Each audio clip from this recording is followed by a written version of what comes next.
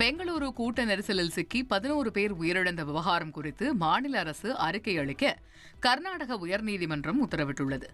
பெங்களூருவில் ஆர்சிபி வெற்றி கொண்டாட்ட கூட்ட நெரிசலில் சிக்கி 11 பேர் பலியான விவகாரம் கர்நாடக உயர்நீதிமன்றத்தில் விசாரணைக்கு வந்தது.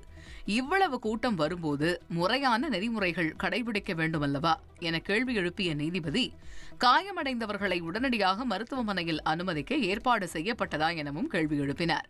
இதற்கு பதிலளித்த அரசு தரப்பு வழக்கறிஞர், அனுமதி இலவசம் என அறிவிக்கப்பட்டதால் எதிர்பார்த்ததை விட அதிக கூட்டம் வந்ததாகவும் 50,000 இருந்து 60,000 பேர் வரை வருவார்கள் என எதிர்பார்க்கப்பட்ட நிலையில் 2.5 லட்சம் பேர் வருகை தந்ததாகவும் தெரிவித்தார்.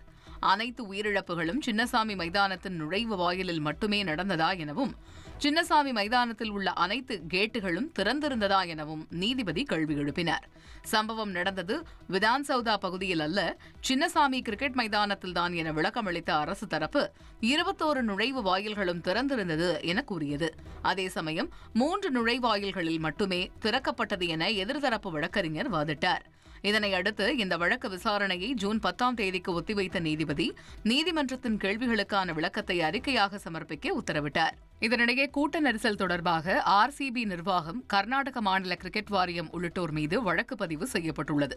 நிகழ்ச்சியை நடத்த வேண்டாம் என காவல்துறை ஆலோசனை வழங்கியும் கேட்கவில்லை எனவும், முன் அனுமதி பெறாமலேயே நிகழ்ச்சிக்கு அனுமதி இலவசம் என அறிவிப்பு வெளியிட்டதாகவும் எஃப்ஐஆரில் குறிப்பிடப்பட்டுள்ளது. சப்ஸ்கிரைப் பண்ணுங்க.